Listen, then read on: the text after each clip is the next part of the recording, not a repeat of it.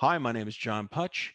You may remember me as Mordock and Mendon, the blue-headed Benzite creature in Star Trek The Next Generation, and also the guy with the camera attached to his head in Generations, the movie. And you're listening to Trek Untold.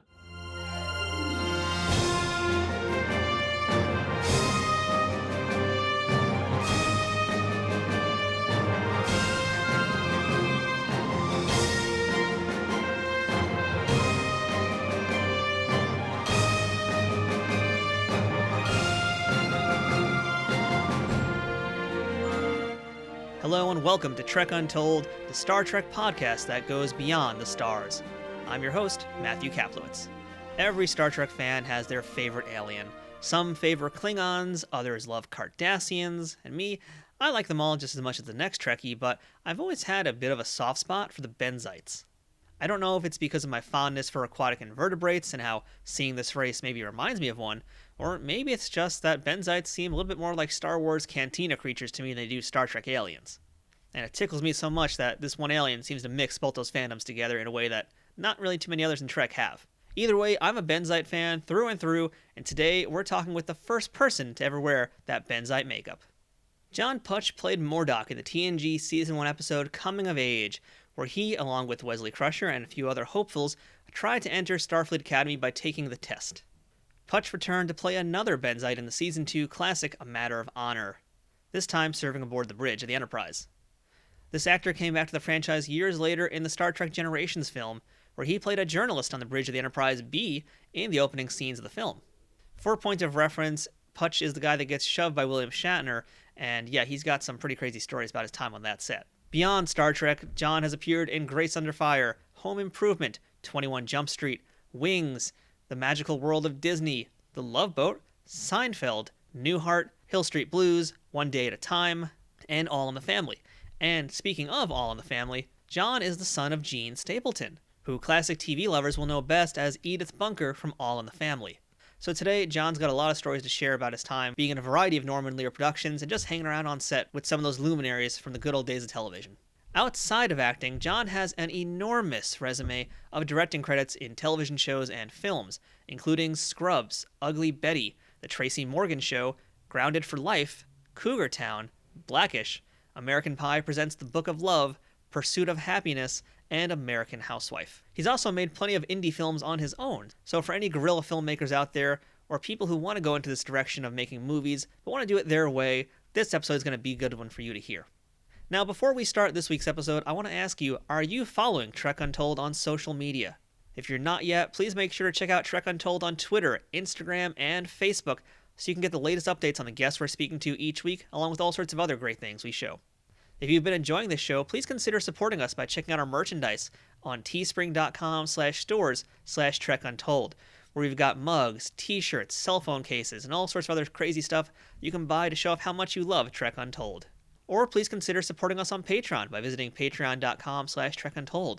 We've got a few different benefit tiers that help us out and give you a little something extra each week for the show. If you're a new listener or a regular listener who hasn't done this yet, please, of course, don't forget to subscribe to us whether you're watching us on YouTube or on iTunes, Google Podcasts, Spotify, or any other audio or video platforms you might find this show.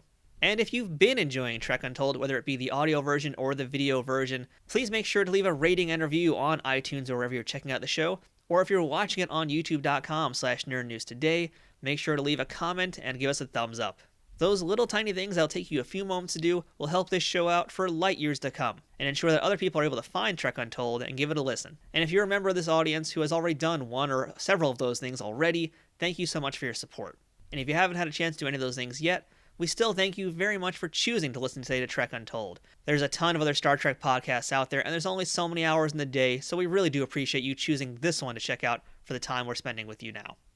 I'd also like to make a quick shout out to our sponsor at Triple Fiction Productions, who makes some amazing 3D printed Star Trek inspired dioramas and props for both Star Trek action figures and Star Trek fans in person. Whether you're a cosplayer or a toy collector, there's plenty of stuff to check out from Triple Fiction Productions, but you're going to hear a little bit more about them later on. So without further ado, let's begin this week's episode. Computer, access interview file. And welcome back to Trek Untold. And now joining us on the other side of the screen, you may recognize him from his appearances in Star Trek, or at least one of those three, because two of them, not so much. He's done a lot of work in Star Trek, and he's done plenty of things on screen and off as well behind the lens. So we're talking today with Mr. John Putch. John, how are you today? I'm very good. Thanks for having me. And I should have asked before we started. Is it Putch or how do you? Is there a Now preferred way you to got say it it? right. I got it right first try. Look, my side of the family, we pronounce it Putch, but my Pittsburgh relatives, they all say Putch, which I don't understand because it's an Italian derivation. The name was Pucci originally, and it was changed to Putch on Ellis Island, and I don't know how they got Putch out of it, but we say Putch in show business. Thanks. So Putch it is. All right. So John, let's kick off this interview the same way I like to start things with all my guests, and that's what's your earliest memory of Star Trek? Oh, well, I'll tell you. That's a great question. I remember as a kid, I lived in a rural town in Pennsylvania, and we only had three channels, and one that could come in over the antenna, and one of which was the channel that carried Star Trek. So we were riveted every week for all three seasons of that original show. I couldn't believe it. And then I just couldn't believe the colors. I couldn't believe the adventures. Uh, it was just an amazing thing for a kid in the in the late '60s, and I've followed it along the whole time. And whenever it's on TV, I can't shut it off. I'm stunned. I just can't stop watching it. I love the corny, hammy Shatner stuff. Who, and by the way, he continued that trend in his life, which I think is a compliment. He's very entertaining, and I just loved. I don't know. It was just. I can't turn it off when it's on. And then I was lucky enough to get on the show later. So let's talk a little bit more. You just kind of talked a little about some of your backstory, but tell us a little about where you grew up, who your parents were. I know who one of them was, and what you wanted to be when you grew up.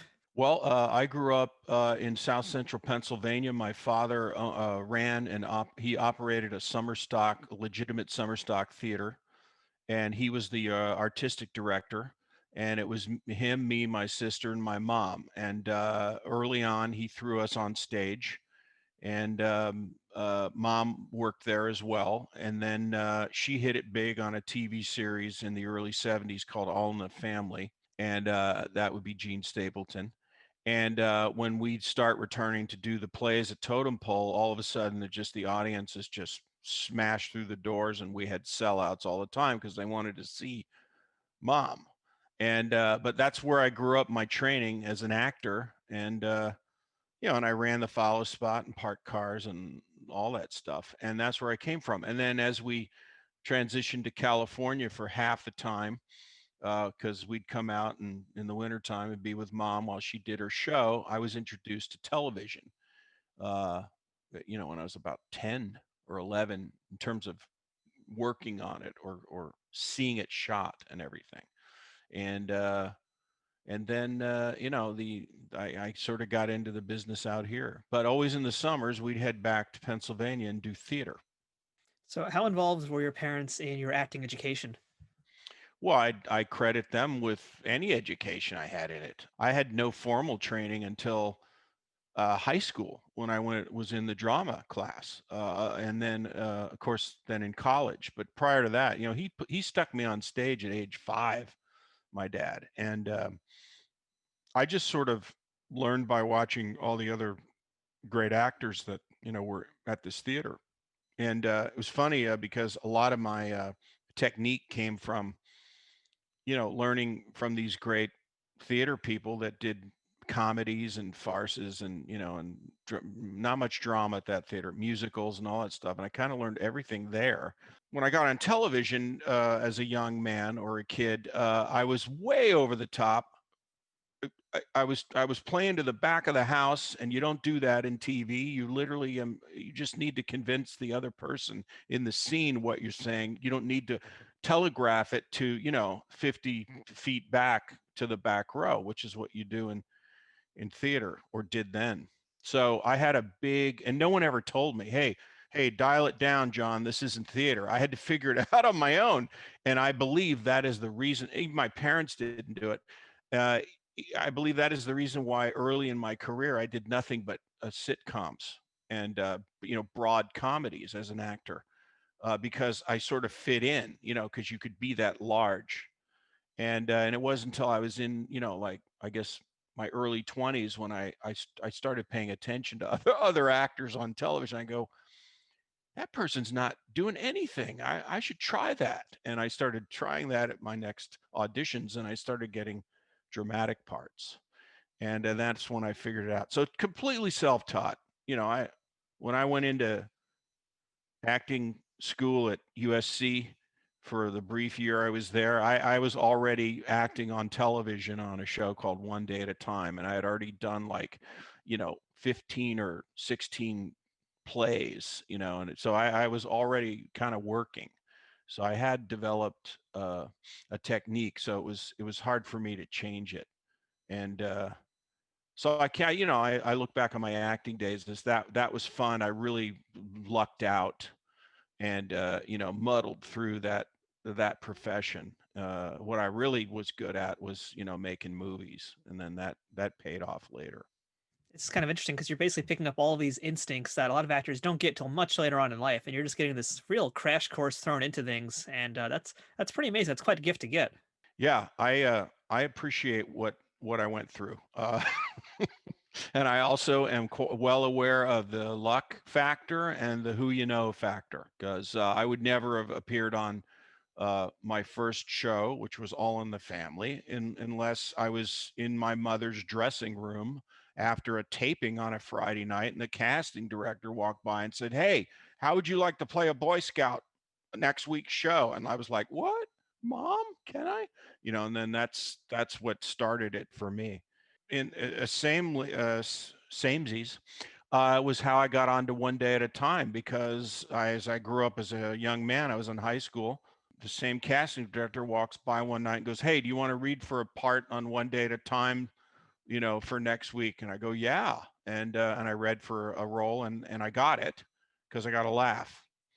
And that's how I ended up, coming onto that show. They just kept bringing me back because they liked the character, who was this innocent, klutzy guy named Bob, who was in love with Valerie Bertinelli. And I was on that show over 6 years, like, I don't know, 13, 14 times. So, luck. I'm telling you. And then it wasn't until after that, like, I literally got a real agent and was able to go out on auditions for complete strangers. Well, they were strangers before, but really without any, you know, nobody knew who I was or anything. So I was really, out there in the dark, feeling out how you go about it. And I got pretty good at it, and I did okay in the 80s. But I'm sure I'm glad I don't do it anymore, because I do not want to learn all those lines. I really don't. Which reminds me of a story on Next Generation. When we get to that, I'll tell you about that. Yeah, we got a little bit of ways to get to our Star Yep. Trek talk because there's so much more to talk about. You've had, even just as a young kid, you had a lot going on in terms of acting, and you're around all this royalty. You're around Carol O'Connor, you're around Sally Mhm. Struthers, Rob Reiner, Yeah. of course, Norman Lear. He's basically the godfather of sitcoms in a lot of ways. He's really, man, it's Mhm. made so many amazing works. What's it like just being around all these people? I mean, as a young kid, did you really appreciate or understand that you were around these kind of like well-known names?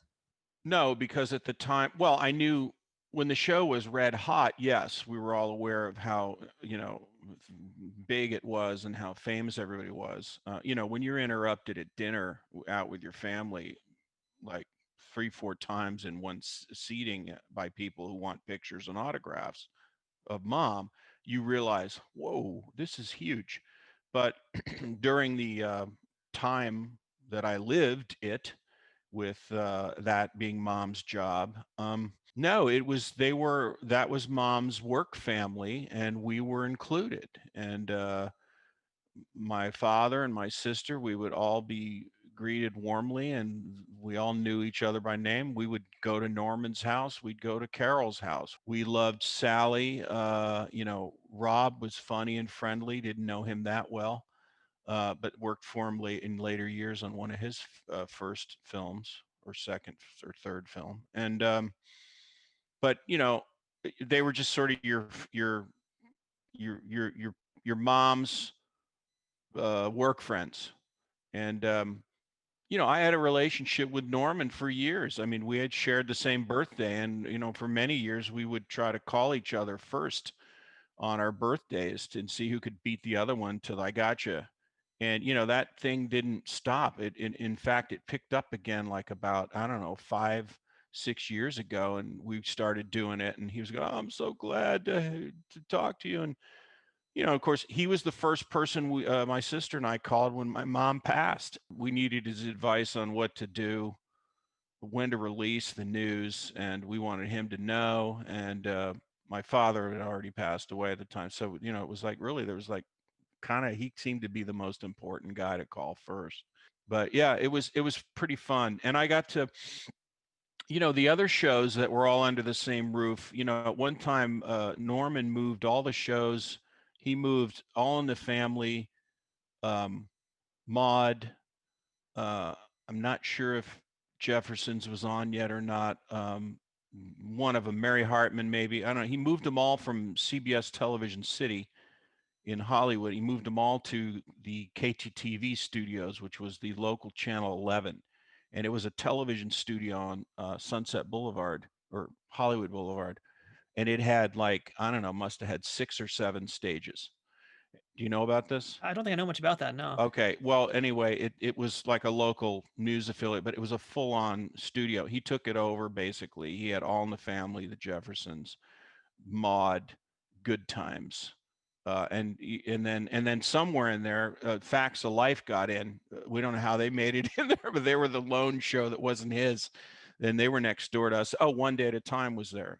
So you had all of them. And what I was going to say is I got to know Sherman Hemsley, who played George Jefferson, and it was like a fun theatery, collegey like campusy feel with all these incredible hit shows that all had spun off from All in the Family at this one studio. And when you go to, and I happened to be on One Day at a Time at the time. So I down the hallway was Mom on her show rehearsing and shooting, and Sherman and his group was down the hall. And you'd see them in the hall, and you'd stop and they'd hug you and you'd say hi and all that stuff. And it was quite a, you look back on it and you just go, that was really fun and really unique. And I'm so glad I got to be a part of it. I'm wondering if you happen to have any stories about B. Arthur or Sherman. We mentioned Sherman, but are there any like Yeah. real memories you have of any of those people that you can share with us today? Yeah. Sherman was always a friend to me. And whenever I'd see him in the hall, I go, Johnny Putch, he'd go out of his way to take me into his show and, introduce me to people. And then years later, I didn't see much of him for many years. And then years later, I'm directing one of the American Pie movies up in Vancouver. And one of the things that I pitched was, let's have all these cameo roles be stunt cast by all these 70s and 80s icons, and they bought it. And Sherman came up and played this really funny priest in a church who drops the f-bomb. And I got to have a reunion with him. I got to have dinner with him, and I got to shoot one day with him and take pictures with him, and we kept in touch. And then, like, boom, all of a sudden he's gone. One day he's passed, and I go, oh my God, I just talked to him 6 months ago, and he asked me if I was doing anything and if he could work on it. And I'm just like, breaks my heart. Love that I got that time with Sherman. B, loved B. I went to grade school with her son, Matthew and Daniel, and I still am friends with Matt today. And we're in touch a lot because we were both children of, television actresses that basically led the same life. They were at the Emmy Awards every year. They were on really high ranked comedies. Um, they were highly treasured characters in television. So I had a great time with B and her son. And I love B because when I was at Television City visiting Mom at All in the Family, I'd be walking down the big halls there where all the sound stages are. It's like a big cavern, like a barn hallway, like the size of a Costco. Okay. And then on each side, you are just rows of giant elephant doors. This is at Television City, still that way. It's where Red Skelton taped. It's where Carol Burnett taped. It's where Match Game in the 70s taped. It was a big Glenn Campbell show, all the big shows. Anyway, you'd walk down these halls, and all the set pieces from all these shows would be in there. And I was walking down. I wanted to say hi to B because I was I was visiting mom that week or something. So I go down and I go to the giant scene door that lets you into the big stage, which they close when they shoot. Bill Macy, who played Walter, the husband, is standing there shooting the shit with somebody, and I'm walking past him to go look for B, and he goes, oh, hold on, what are you doing? I go, I came to see B. He goes, well, who are you? What are you? You can't just walk in here. I go, I, I, I'm this little fat kid, and I'm like getting scared by Bill Macy. And then from behind, a la Maude, in a booming voice, you hear B say, Bill, let John Putch pass through, please. And he went, Bill Macy, and go ahead, and I ran past him, and B, hugging B, and I was a kid. Anyway, that's a funny story, but she was a great lady too, and we laughed a lot with her as well. So it's pretty fun. I had some good stories in that era growing up, and I remember a lot of them. And then I have a ton more as I made my way through my weird checkered career, of my own. During these formative years when you're just on these sets, I know you're doing the acting thing at this point, but are you thinking about directing at all? Is that something that's coming to you as a child? Yeah, because I guess in grade school, my dad gave me a Super 8 camera, and he was a 8 millimeter guy, as all parents were in the 60s. For those who don't know this, there were no video cameras, and there was nothing. There was snapshot cameras, and there was 8 millimeter, and sometimes even 16 millimeter. And you would buy the cartridges or the spools, you'd put them in your camera, and that's what you shot your home movies with. Okay, so Dad, he's a director and a funny man. He's constantly making videos. He's constantly making films starring my sister and I in them and creating little stories. He would edit them together. He would make a soundtrack on an audio tape, and and when he'd get it all finished, we'd all gather in the living room on some night, and he would show the film, and it was the best thing ever, and it was great entertainment. And he was such an entertainer, especially to his family. And that's where I picked it up. And then one day, I'm in grade school, he gives me this camera, and he goes, here, play with this for a while. And then the school, the very progressive Hollywoody grade school that I was sent to, that that predated Crossroads, of those who know what that is, had a filmmaking class on every Friday in my class. So I learned how to edit there, splice film and all that stuff, and we would make films all over campus. And Matt Sachs, who was B. Arthur's son, was there too, and we all did the same thing. So he gives me that camera, and then years go by, and he gives me another camera when I'm a teenager, and he says, "You need to call your friends and go make some movies on the weekend." And I'm sure wanted me to do this to stay out of trouble. And so he gave me another camera, and I met some Super 8 nuts in junior high and high school, and we started making you know, Super 8s, and they were huge. I mean, big. I did a Batman and Robin spoof in Super 8 with sound and sound effects and a separate, soundtrack. We did a Dirty Harry spoof. We did a Star Wars spoof where we built cockpits and pretended to be in the Millennium Falcon. This stuff's available online, by the way. I'm just saying, and and it's hilarious. And we'd take the script from Get Smart, which was another one of our favorite shows. We'd take the jokes and we'd steal them and put them into our script, and just so we could hear ourselves. And then you take the movie around at school the following year and show it in the classrooms and get out of class by doing that. We literally solicited all the classes and said, "Hey, we have a movie. We shot it at school. Can we come show it in class?" Yeah, and they book it, and you get out of your other classes to go, "Hey, the guys that show the movie."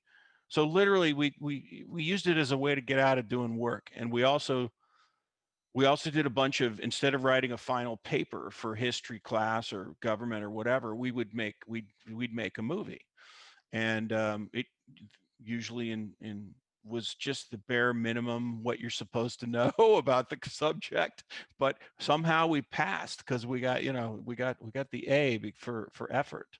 So that's how I got involved in making movies, and I got really serious about it, you know, towards the end of high school, and as I was moving into college, and I knew I had to graduate to a real short film and a real 16 millimeter and have a real, all that stuff. So my efforts were spent in the late 70s, early 80s in trying to do that. And I used my acting money to make a bunch of short subjects, all 16 millimeter. And they were expensive then. And by the third time, the third one, I kind of got it right, and good enough that I was able to use it to say, "Hey, I'm a director. Will you hire me?" And it's that was a hard road to get into TV. It took 10 years to get into TV, but it only took one day on a basketball court with somebody who made low budget movies to say, "Yeah, can you do this kids movie in 12 days?" And I say, "Yes." And and that's how I got started with 35 millimeter and real directing. Uh, Great training ground. I worked for Andrew Stevens, the former actor and big shot Hollywood producer, and he came out of Corman, and he created his own empire in the '80s with direct-to-video stuff, famous direct-to-video stuff, and he had a machine and a factory going, and all he cared about was could I bring it in, you know, at this level or at this many days. And of course, I wasn't going to say no, I can't. So that's how it started, uh, and I was able to use those to move into legit TV, which, like I said, took me 10 years. Today, it doesn't take people that long at all. Different world today. Yeah, very Yeah, different. different world. Yep. So recently we had on Billy Van Zandt, one of our guests on Trek Untold, and we talked about his appearance in Jaws 2. And I Hmm. guess I'm going to have an oral history of the Jaws films because you were in Jaws 3D, right? That's right. That's So right. yeah, that was with Dennis Quaid, Louis Gossett Jr., Leah Mhm. Thompson. Jaws 1 Bess was the big Armstrong. blockbuster. Yeah. Hmm. Jaws 2, maybe not quite as much. Jaws 3D, now we're getting to gimmick territory here. Oh, Yeah, but what do you remember about working on Jaws 3? well, it was a fantastically gimmick movie. It was the worst one until four came out, and but I got to tell you, I loved it. I loved being a part of that. I have such great stories and memories, and the people on it work so hard. So when I say it wasn't a good one, it's not to knock anybody on it. It's just, it just was one of those things. It was just turned out the way it turned out. But had a great time on that. I was like 20 years old. I thought my life was going to change, and it, it didn't really. But I got to work with all those people and got to know them. I still am in touch with the director Joe Alves, sweetheart. He just put a book out. It's incredible about his with his drawings and his because he was a huge is still and was a great production designer. Uh, Joe Alves, who directed John, he did the production design on the first two movies. He also did Close Encounters. He also did Starman. He also he's a big shot, huge, and I'm still in touch with him today, and he does a lot of appearances, and sweet guy, and I'm in touch with a bunch of people from that show. So it was a great time. Now I just remind me because I haven't seen Jaws 3D in quite some time. I might keep it that way. But does your character survive? I think he does, right? Yeah. Oh yeah. They shipped me off early. Once Leah got bit in the bumper boat scene, and I pull her out of the water. They put us in an ambulance, and then that's the last you see of us. Those two characters, they're gone to the hospital, and the rest of the movie, they're underwater fighting a shark that has a really bad green screen key, as it approaches the camera. Which is fun to say because here we are now with green screens in 2020, and this is probably way better than Jaws 3D still. Well, look, there's no green screen behind me aside from that little, aberration around our heads. Looks pretty good. I mean, this line on the black shirt is crazy that there's no green screen to key that. It's amazing.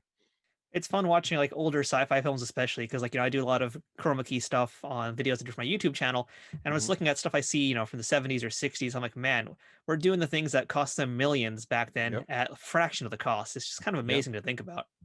It is truly amazing what you can do. I have a bagged green screen in my garage. I use it. I'll pull it out all the time for stuff.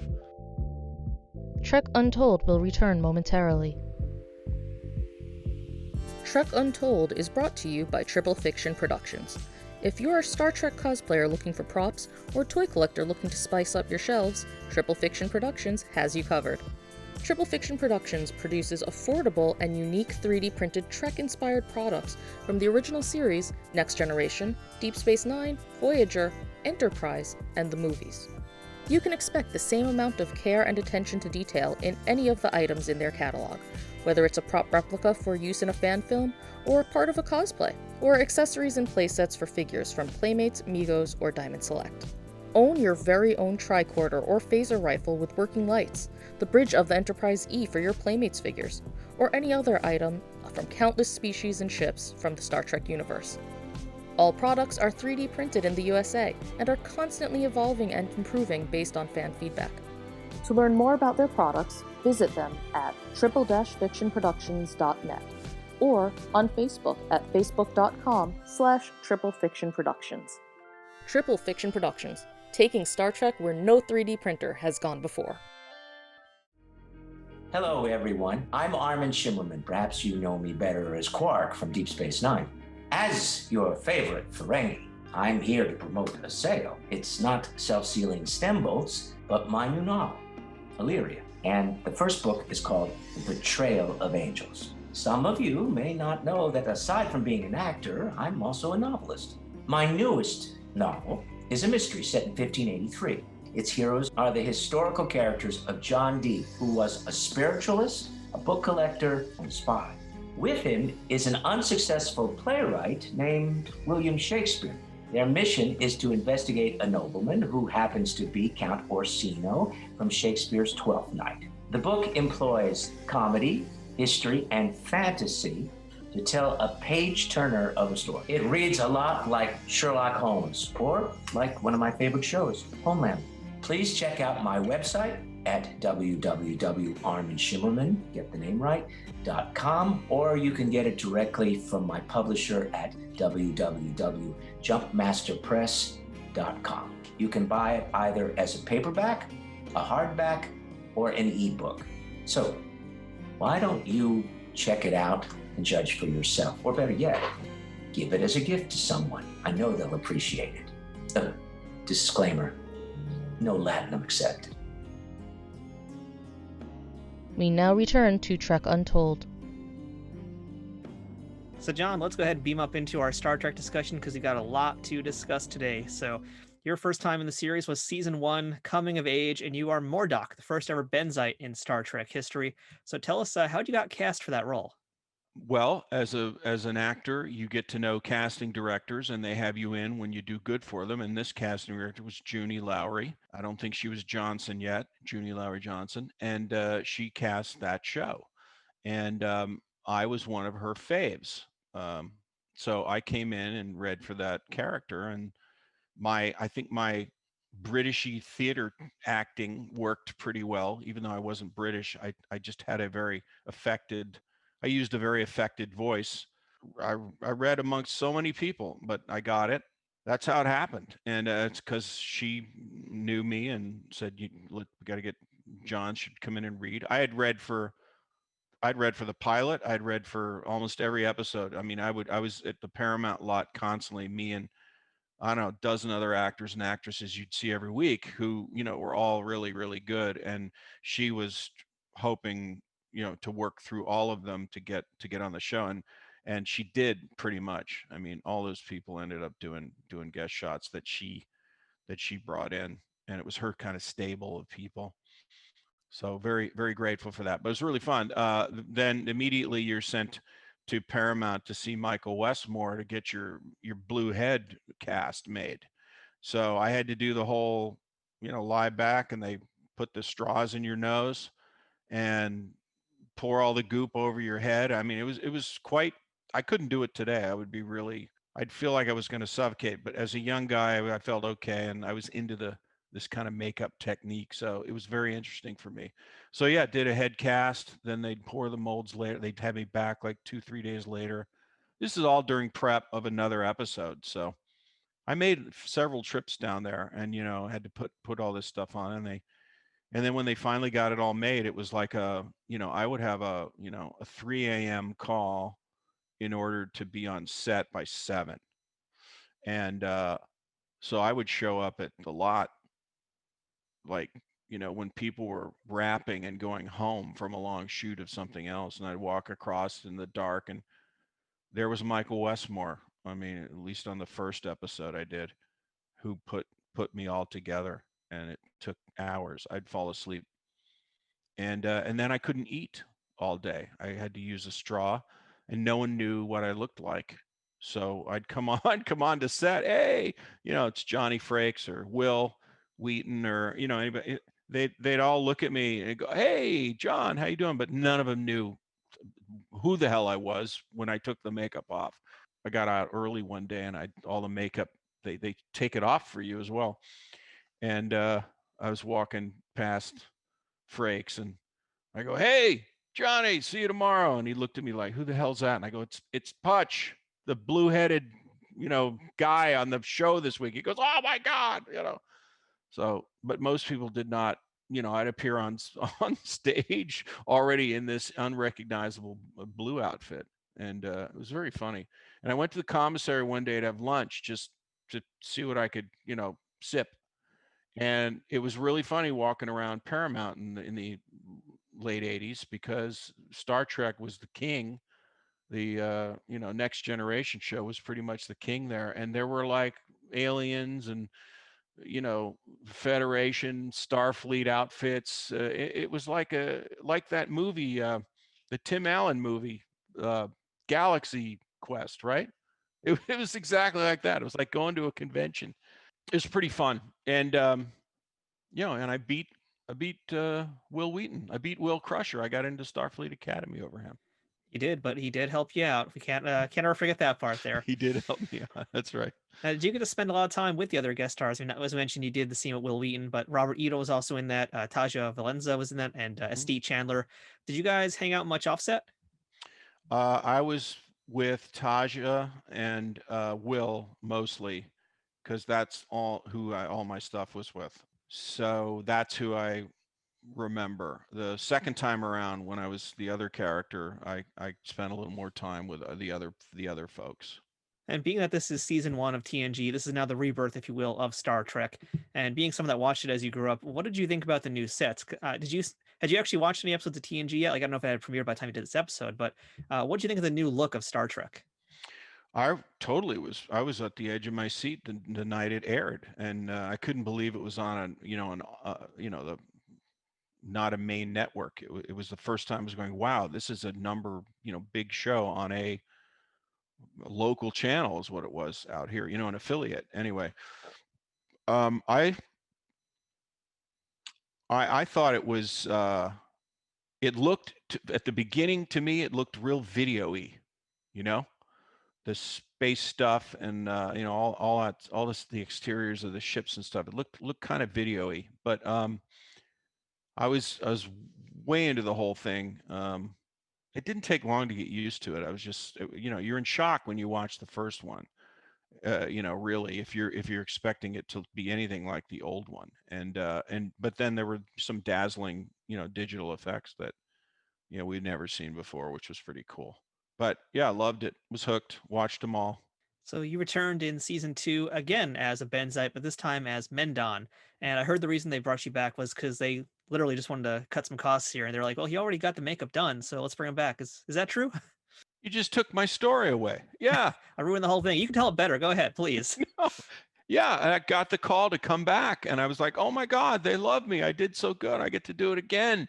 And I went back thinking, this was, and I had played a whole different character. I got to wear a Starfleet uniform with the girdle. I got to wear a girdle, what all the guys wear on that show. And I had the communicator and the whole it was fantastic. I looked slim, and I was just so happy to be there. And then I realized, as I became a director years later, and I was aware of budgets and schedules and what you do to make things easier, I realized they didn't call me because they thought it was great. They had the mold already and the head made for me. Who else are they going to call? They're not going to spend whatever it costs to make another one for some other actor. They're going to get me. So they wrote, let's get the guy, get get get that guy that played the blue head. We'll just use that again, because every week there was an alien. So yeah, that's my story, and that's what I say anytime I'm interviewed, because it has to be true. No, there's no one has like confirmed that, but I'm here to tell you, as a filmmaker and a director and a producer, I know exactly. I would do the same exact thing, and I would just rewrite the script to have it explain why it's a different guy. Pretty funny. But it just goes to show you how actors, when you're not, actors can be so self-absorbed and myopic about how they fit into the whole puzzle, and because they're constantly insulated from everything. They're literally just coddled and moved about and given things and told how great they are and everything, and they really don't. No one's ever said, hey, come over here, I want to show you how this camera works, or this light, or this dolly. Let me show you this special effect. No one ever does that. So consequently, unless you're curious, like someone like me, you're never going to know that stuff. So you can only imagine everything is about you. So I understand. I understand how I didn't realize that at the time. And on that same kind of topic, again, we're talking about you being the director. Were you talking to the directors or watching what they were doing, picking up any notes on how they were making a show happen? Yeah, because I was, I was like 2-3 years removed from my first short film, and I was planning my next. And on both those, the first episode was Michael Vihar, who was just, he's a TV directing titan. And I also did a pilot with him for Disney called Double Agent with Michael McKean, and I played his sidekick, and I got to be with Michael again, or maybe it was the reverse. Might have been the reverse. I might have done Star Trek second. No. Anyway, Michael was great.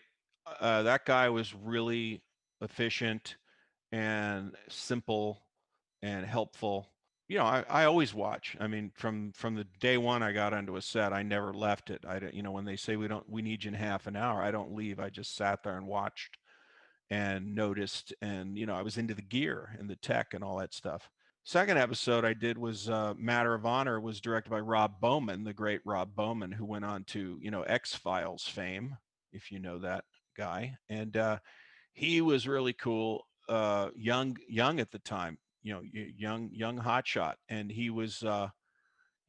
had a whole different manner. He was a little more casual, relaxed, and you know his he was helpful.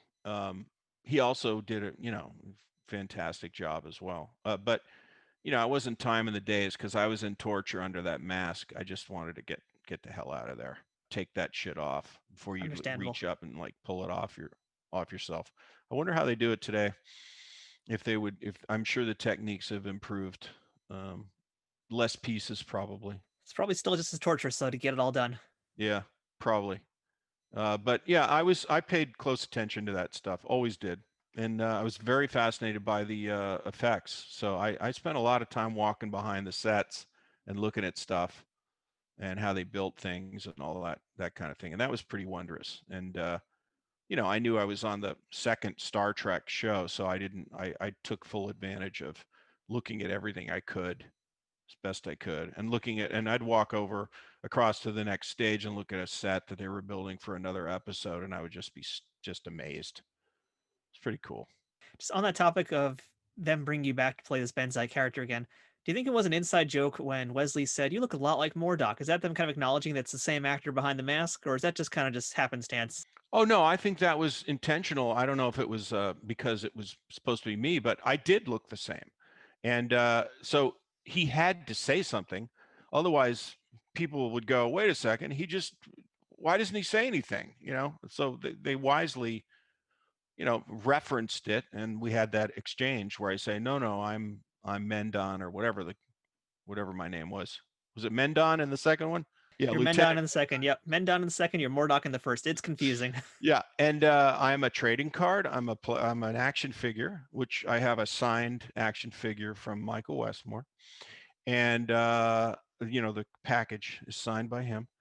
And I'm in the encyclopedia apparently as the only Benzite and the actor to play a Benzite of two different characters of the same species. That's true. Yeah, as far as I know, I think the only other person to wear the Benzite makeup was Hillary Shepard, and she was like the first female Benzite. Is So that right? I I don't missed think that. there's too many. Yeah, she was in Deep Space Nine. Oh, that's why. Yeah, they said, "Oh, of course it did," and they probably went, "We like that, how that looked. Let's do this again on a gal. Let's bring a Benzite back." I'm glad you mentioned your action figure. I'm a big action figure collector myself, and I love getting guests on who have figures of themselves.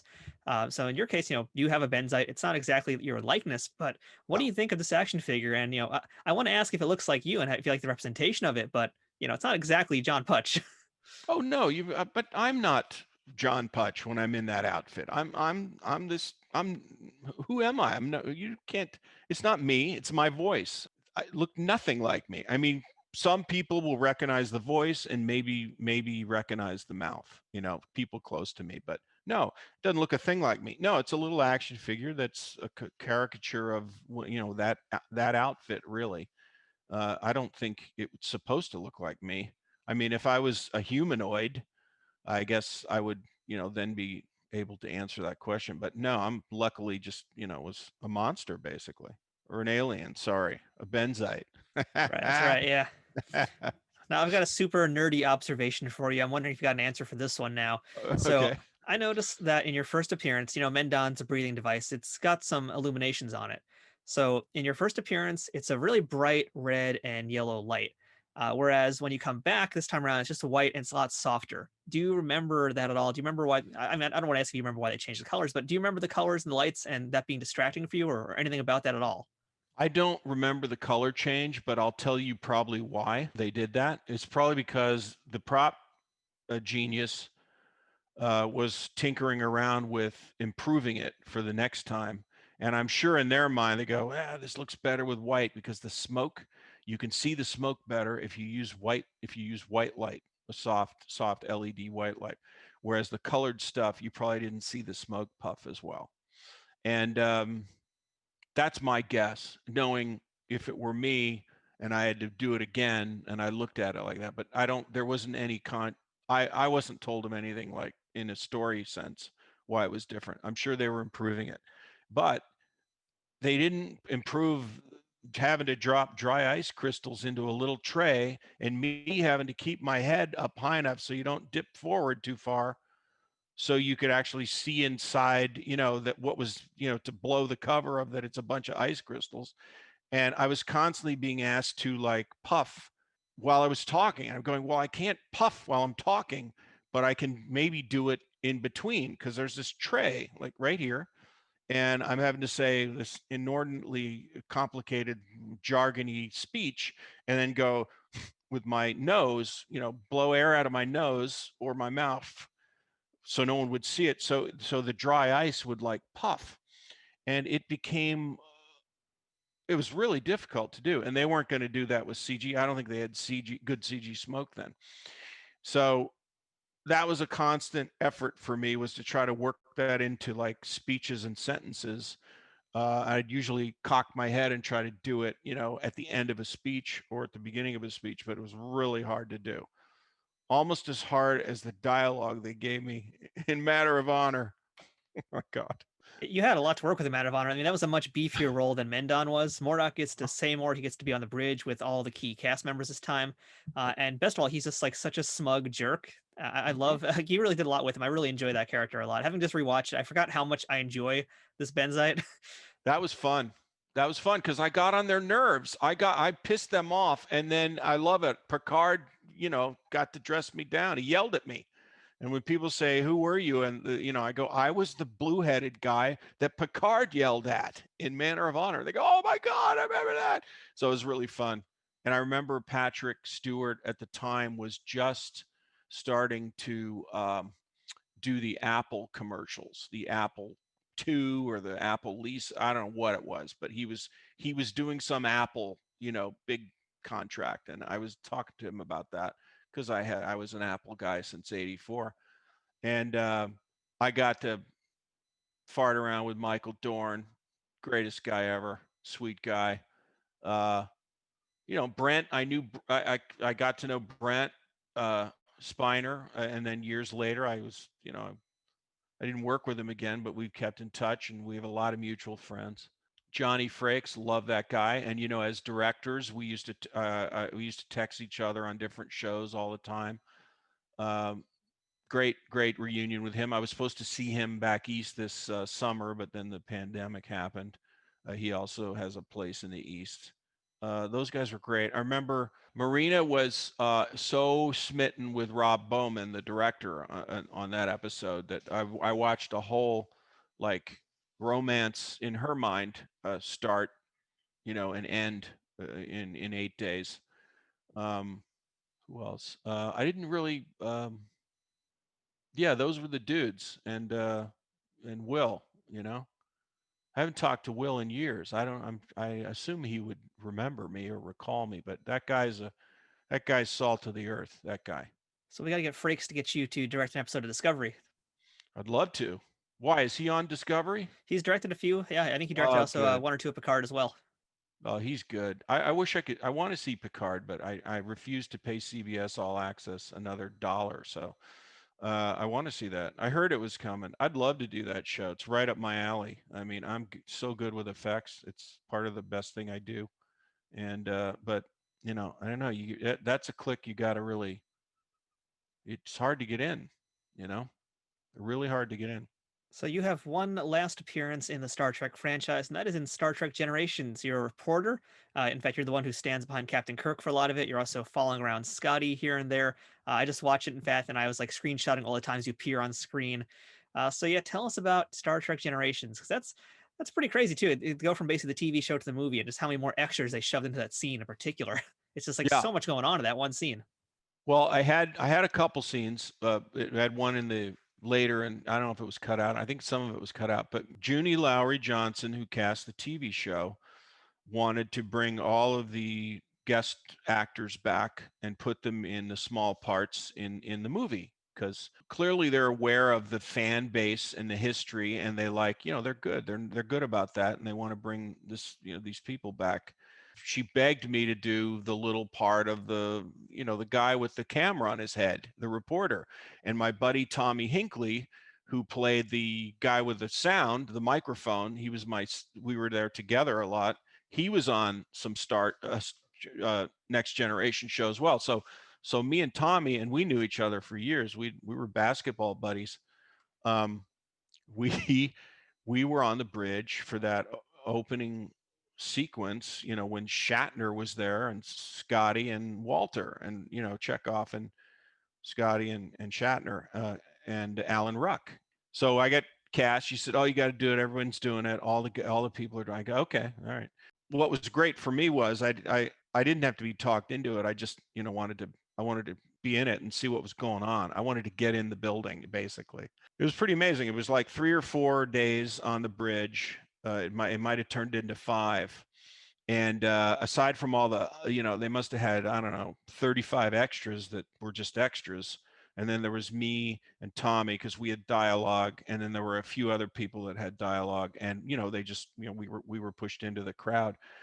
I got to see some amazing stuff. John Alonzo was the director of photography, and on the Panavision camera was a plaque of John Alonzo's movies, that and listed them. They were on the camera, and it was like he was a legend in his own time. And he was this little Italian guy with his little hat and everything, and he would, he'd bark his commands to his guys, and I was looking at him, I was going, this guy did some big movies, and of course they're all escaping me, but they were big, like The Godfather big. He was that guy. And well, he's done some huge movies, and I apologize for not remembering them. So he's there, and he's like, and I was watching him a lot and how he worked, and he wanted to get the work done. You know, he wasn't the guy that was wanting to sit around and feather the light, and color everything. And he was literally going, "Are we gonna admire it or shoot it?" You know. And I'm like going, "I love this guy. This is the famous John Alonzo." So he was there being his with his ego, which was really fun to watch. And then you had, Shatner, who walks in, with basically a force field of ego. But what was amazing about I think it was the first movie since the original movies, the features that came out. I think it was the first series where, he appeared. He's going to appear in another one as a guest. So he walks onto the stage, and all the extras start applauding him. Okay, so he's already got he's already got his audience basically, and everybody stopped and he like said hello and everything, and then of course, he said, "Well, it's good to be on the Enterprise again." And of course, it looked completely different. And so we start working with him, and he he had just written his book, his memoir, the Star Trek memoir, and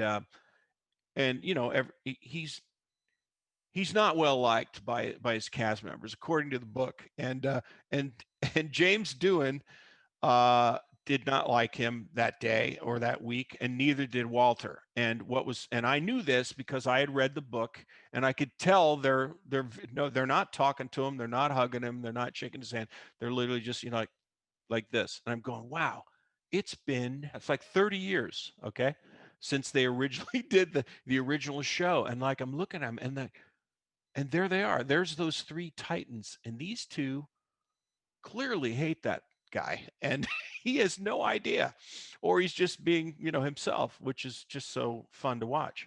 Oblivious pompous guy, and he'd done a bunch of television at that point. He was TJ Hooker already, and I don't know if he had done he hadn't done Boston Legal yet, but He had just done Tech War, which no one remembers except for me. Tech War, oh my god, I remember that. And now there's two so people who remember it. So there's so many good stories about him. So every day, I would just like try to memorize and record everything he did, and I would run home and tell my wife about it, and call my sister, and anybody would listen. I go, "You're not gonna believe what happened today." So the one day, like if you see this behind me, there's the turbo lift right there. Well, there was one of those on the set, and the scene called for the three of them to walk onto the bridge for the first time, before takeoff. And Alan Ruck says, "Welcome aboard," and la la la, and he goes and sits down. So, those doors get opened and shut by a person.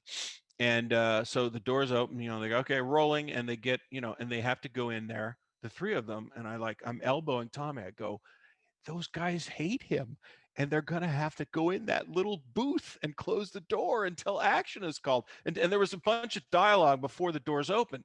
So, there's Alan Ruck's doing his bit, and they're covering that. And then, like, I'm not 10 seconds into the scene, the door opens and the three of them walk in, and then they go do their scene, their greeting and all that stuff. And right before, the take started, Tommy and I were constantly looking into this door that they were in, and Walter was like this against the wall, and Jimmy Doohan was like this, and Shatner was, he was, "Well, this is kind of fun, and it's kind of different to be here again." They're not even answering. The doors close, and then action is called, and they're in there for, they're baking together. I just wanted to be inside. That's all. I wanted to know what was being going on in there. So that stuff happened all week. And then I had to do stuff with him. I had literally had a scene with him. I talked to his character, but he treated me like an extra. So he thought I was, and of course he has no idea that I'd been on a million television shows at that time. I was a working actor. He doesn't know any of this stuff. But he treated me like an extra, which is really, I was, mildly annoyed, but I was also like, I just was thinking, I can't wait to tell everybody this. This is the best thing ever. William Shatner, Captain Kirk, he thinks I'm a bit extra guy. There's a scene where he has to like cast me aside, don't get that out of my face, because I'm constantly doing this, to bug him with the camera because I'm the camera shooting guy. And Tommy's down there sticking the mic in his face. And he we do a rehearsal and he literally throws me into a light stand. He literally just the guy goes, get that out of there. I'm not kidding.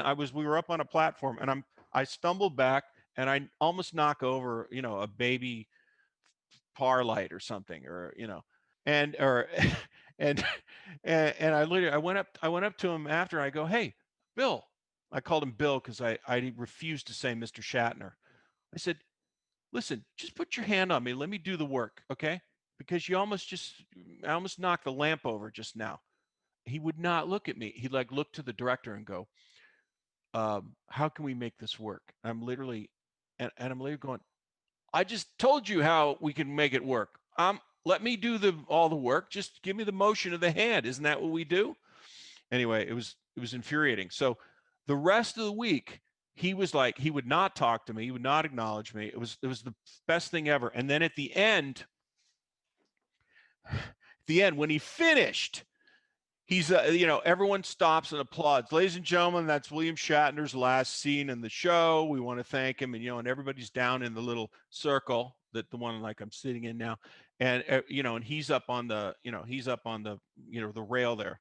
And he's, thank you. And, there's all this thing. And like everybody's out there applauding, a sea of people applauding. This is me. That's what I was doing. I was just eyeballing the guy. It was fantastic. He didn't even see me probably. But there was just stuff like that happened every day. And then one there was a scene in the movie where he stands at the directors. He stands at the captain's chair with Alan Ruck, and he they have an exchange, and Alan Ruck asks him to go take his seat, and he doesn't. And he doesn't sit in the captain's chair on the Enterprise. He has to go sit along the rail, with the rest of them. And so they did that scene and everything. And like the next day, we're setting up to do a whole different scene. There's a crane hanging out in the middle of the set. There's like all this shit is doing, and I was sitting down in this little pit area with Tommy, and I listened to Shatner say to David Carson, I think we missed something yesterday. And like I'm elbowing Tommy. I'm going, what's he gonna say? What's he gonna do? And he said, I think we need to do the scene at the captain's chair again. I think I missed something. And David, who's British guy, goes, oh, really? Well, what should we miss? He goes, well, I really think I should have taken a moment with the captain's chair before I before I release it and go. And I'm sitting there thinking, oh my God, he's going to make us reshoot. We're going to be here forever. I'm going to get more overtime. This is fantastic. So, and David Carson said, yes, all right, I think we can work that in today. So during the day, at some point, we set up to do that shot again. And I don't think you can see my chair in this shot. Yeah. Okay. So I gotta get down here. Okay, see the chair. So they do the scene like this. I'm bent down because I'll disappear if I stand up. Okay. So he does the scene again, and right before he leaves, this is all he did. He wanted to reshoot because he wanted to fondle the chair. So you'll see him touch the chair like this, like that, and look forlornly at it, and then he goes off and takes a seat. And that must have taken 3 hours to do.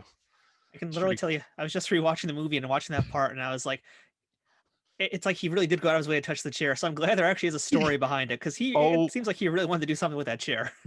That's amazing that you picked up on that, because I never told you that story till now. No, I've never heard it before. I just noticed like the way he did it. It seemed extra. It seemed so unnecessary. There would have been such a more subtle way to do it, but it's Shatner, so no.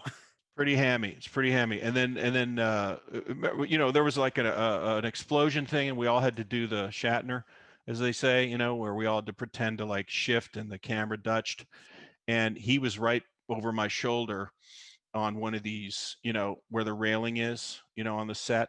He was, and he did his usual, and like, da-da, and he'd like grab onto the railing. Well, the railing broke free, and William Shatner flew over me and Tommy's head and fell right down in front of us. And like everybody goes, oh, and he rolls, he goes, I'm all right.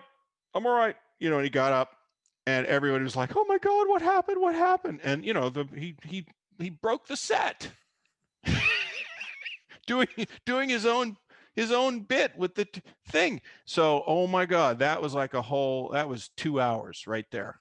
2 hours. He went to the medic, nothing's wrong. Everyone's around him. And then meanwhile, the grips are with screw guns, chains, hacksaws. They were like attaching that rail like within an inch of its life. There's nothing was going to move it but a wrecking ball at that point.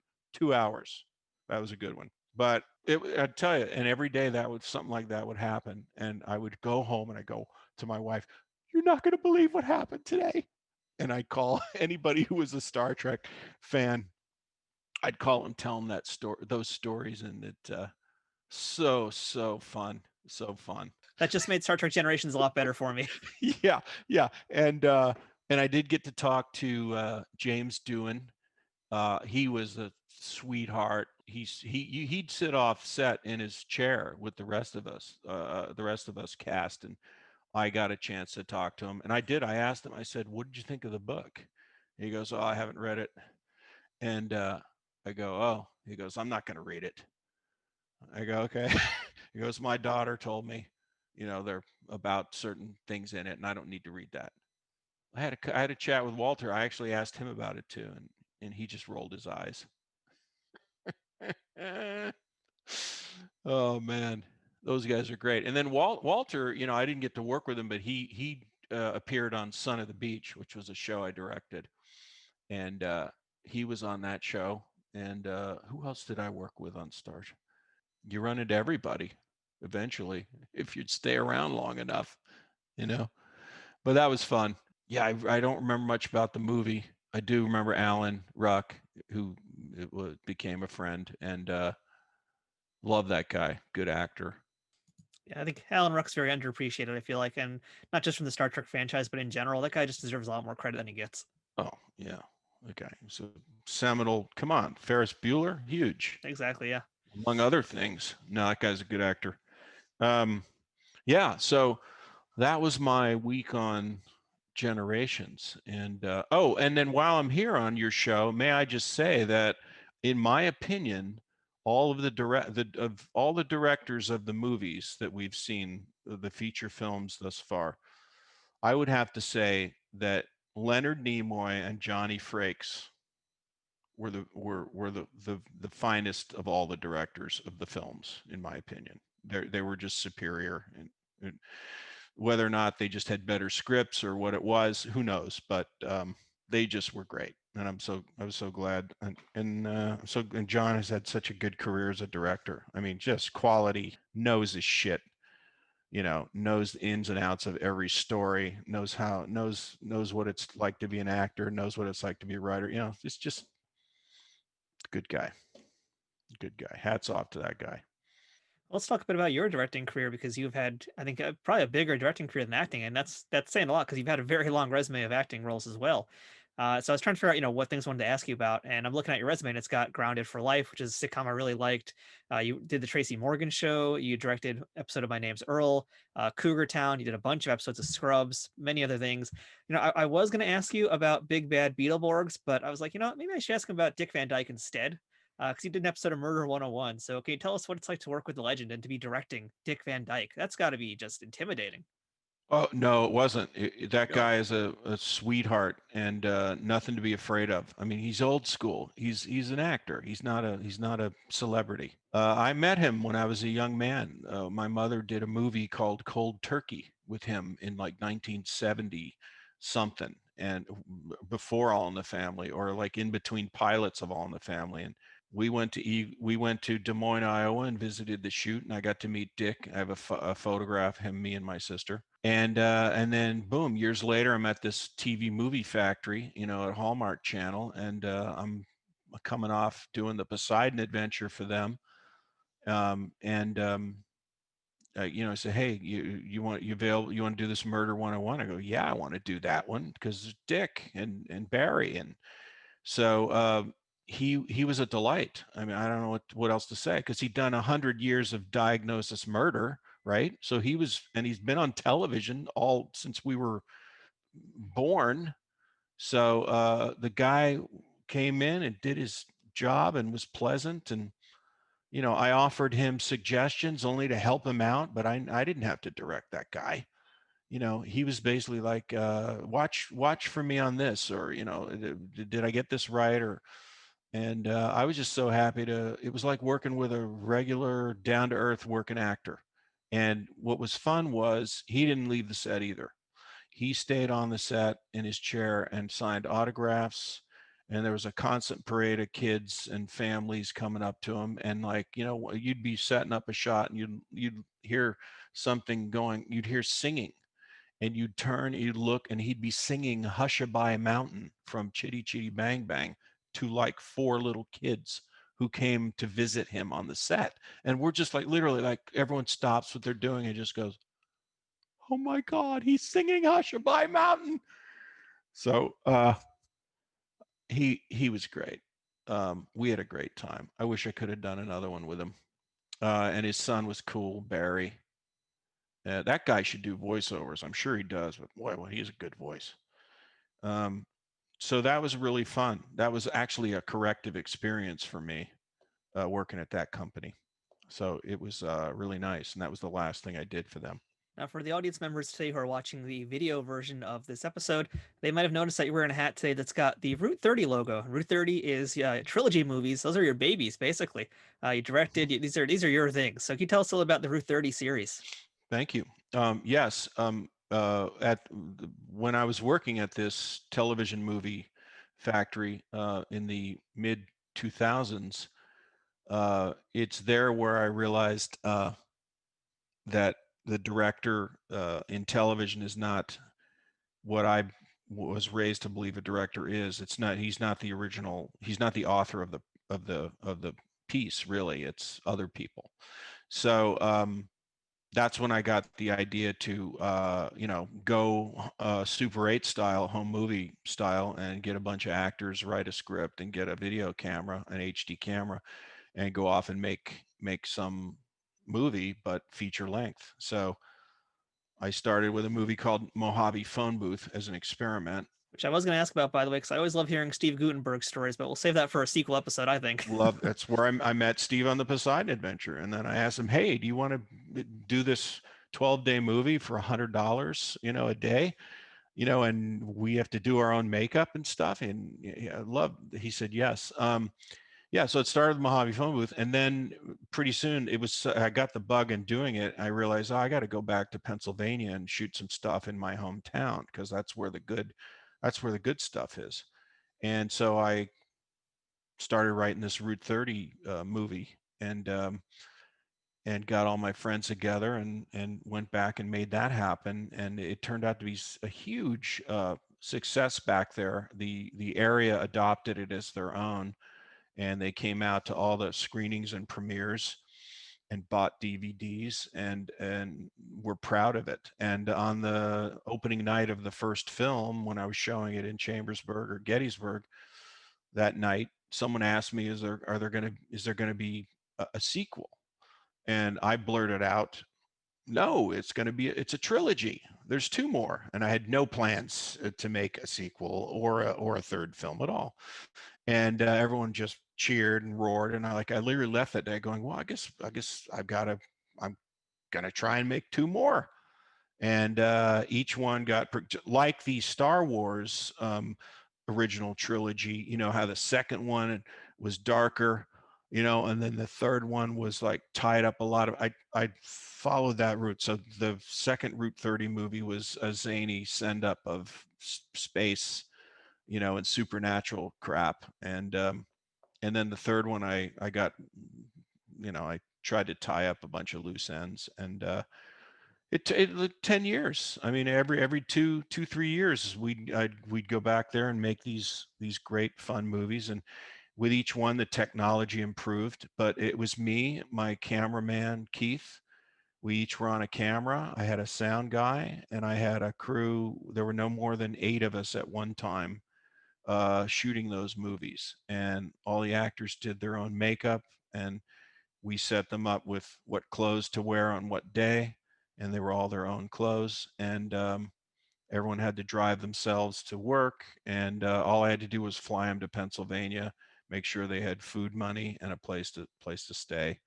And we did like a super guerrilla fun low budget movies. But the difference between what you normally hear about those kind of films and me is I don't want it to be stressful or work like. So the edict I had when making all these 3 movies was it's got to be more fun than it is work. And if it's stressful or worky or tiring, we're not doing it right, and I'm going to stop it. And so as a result, I don't like to shoot long days, and I know when I have a shot and I have the take I need, I'm ready to do another one, or I'm ready to move on. I don't need two if one works. What do you need two for? There's no negative that's going to be scratched anymore, you know? That's the reason you used to do protection takes when there was film, because you could never know if the negative was scratched in the mag or there was a hair in the gate, so you'd always do two in case one of them didn't work. Well, with digital, you don't have to do that. You could do it once or twice and move on. So it was really fun, and those films are all available on the route30trilogy.com website. You can click the watch button and it'll take you to Vimeo on demand, and you can rent and watch for very cheaply all of the films and all of the bonus material. We'll have links to that in the show notes as well. So anybody who wants to check out those films, of course, feel free to. Definitely recommend that you guys do. So, John, you've described yourself as a micro budget filmmaker, or I like to call it often like a guerrilla filmmaker. It's kind of thing that like Werner Herzog will talk about a lot, where it's like basically finding ways to get the job done, whether it's legal or not, finding ways to do it under budget, no budget, whatever it is. So, do you have any advice for any aspiring directors who want to get out there and want to make some work, but they worry about not having a budget, not having any kind of actors or access to things? What would you say to someone to help them get motivated and make a film from start to finish? Well, I think you got to get over the aspect that you're making the movie, that it has to fit into some uh, known ideal, and you basically, let me rephrase that. You have to look at what you have in your resources, utilize your resources in making your movie, uh, and then write the movie around what you have access to. So this is how I did it with all the Route 30s. If your uncle owns the Ford dealership in your town, then guess where your main character is going to work?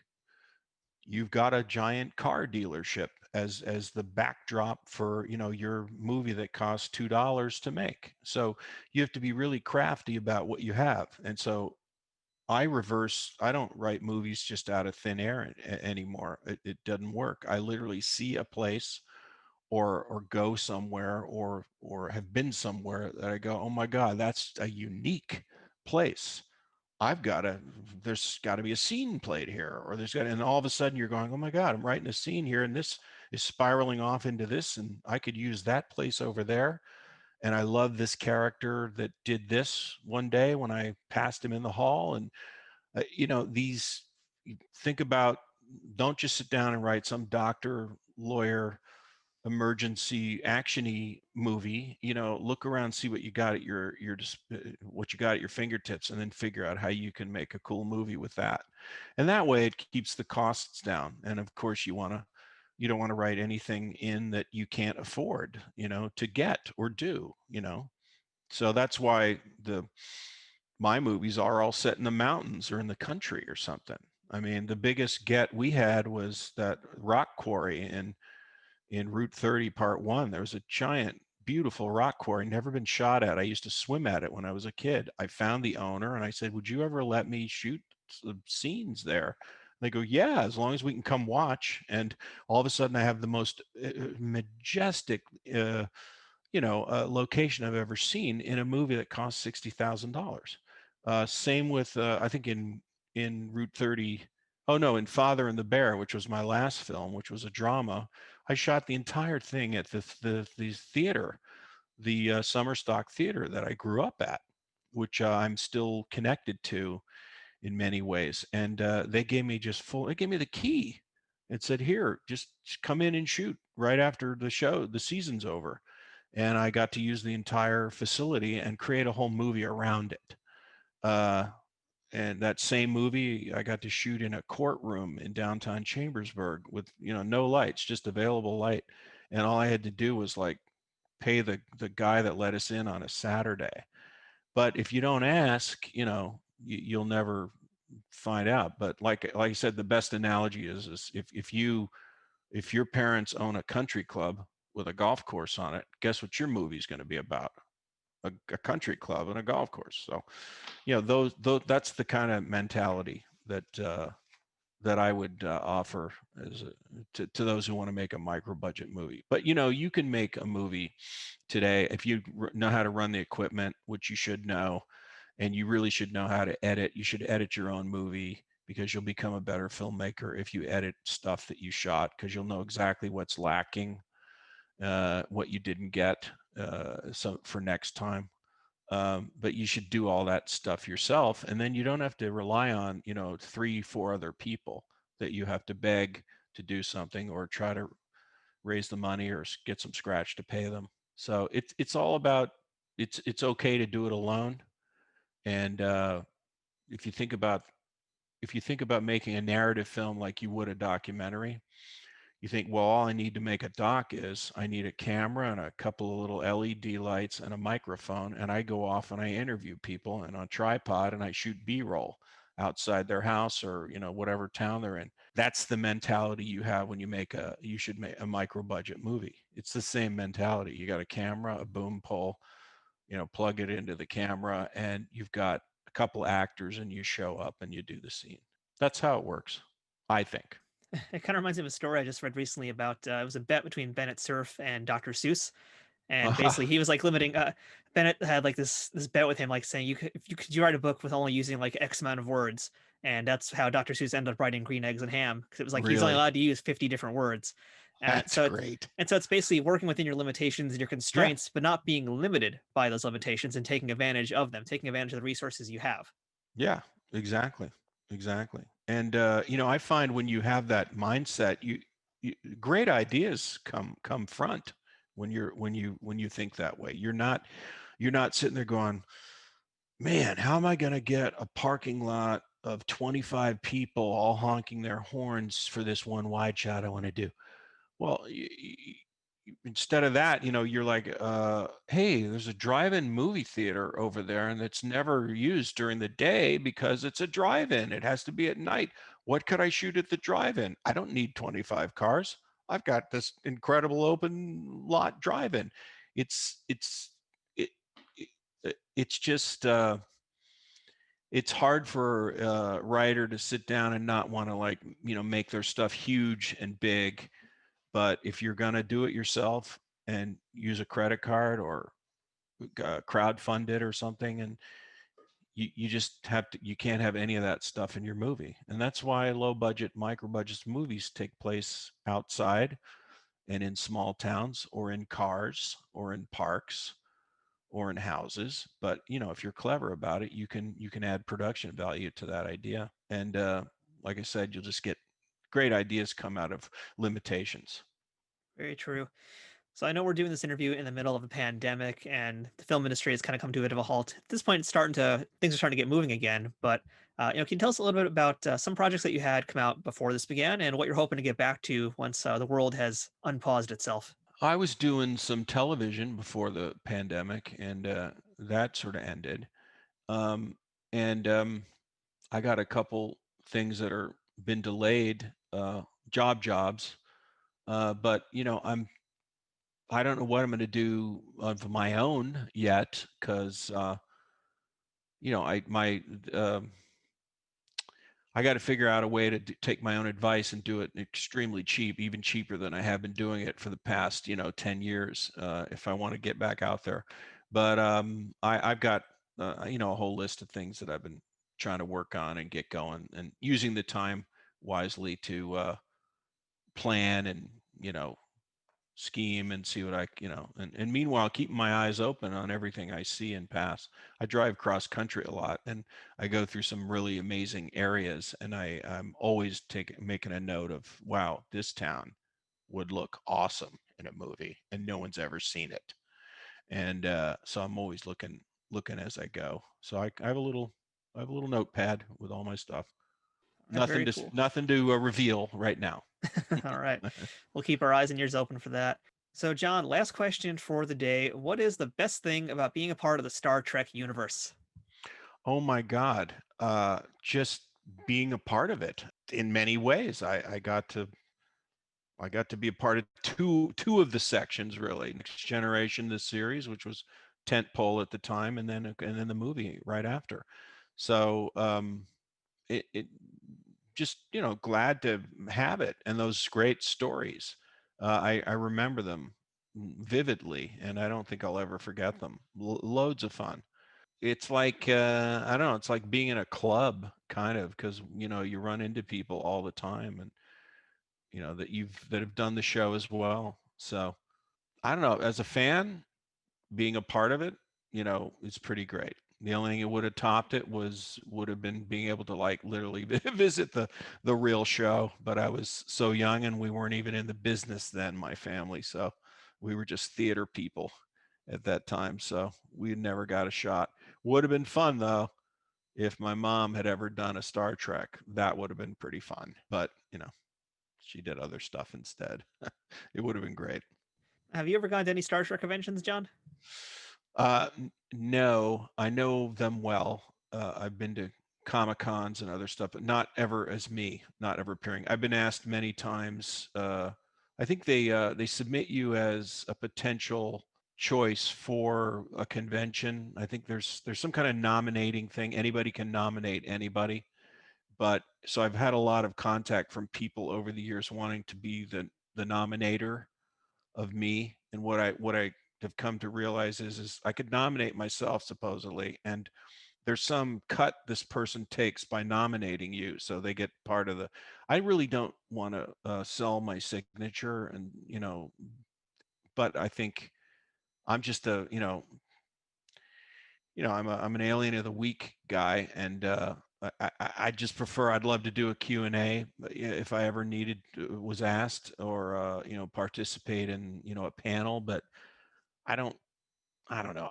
I get plenty of mail, and I send the pictures, I sign them, and I send it. But I don't think I get enough to move the needle at a convention. There are other people that do. Well, I wouldn't sell yourself short. I mean, Trekkies, we love meeting folks who've been in the show, and if you've never done a con, especially, I know folks would love to have a chance to meet you, get to take a picture with you, and just hear all your stories, because yeah, you've clearly got some great ones that you share with us today. And I know, I feel pretty privileged to actually be able to hear them today, and I bet a lot of fans would just love to actually meet Mendon and Mordock. So hopefully one day they'll come out to a convention and do one of them. Well, if I didn't have to sit behind a desk and sell signatures, I'd be happy to do that. But that part it feels wrong to me. I'd rather just give them away. So. Well, what if you just walk around with like your photo on your chest and just walk around with the camera and do like a little doc of something about the convention? Can we do that? Is that technicality? I just can't imagine doing that. It just seems so wrong and self-serving. If there's some way to figure out how to do it, I could make the film about it. Maybe. That's the next project. Yeah, maybe. It's something to do. All right, well, John, thank you so much for your time today. It's been real great. Yeah, stories are amazing. Of course, I always love hearing Shatner stories. Never get tired of those. So yeah, it's been great chatting, and I hope we can do it again some other time. Appreciate all your time, all your generosity, and all your information today. So thank you so much. My pleasure. You're so welcome. That was fun. So that was our chat with John Putch, who is definitely the kind of guy I could spend all day chatting with, not just about Star Trek, but classic TV, films, directing, all sorts of things. He's got a Rolodex of great stories about some amazing people, and I really had a good time chatting with him today.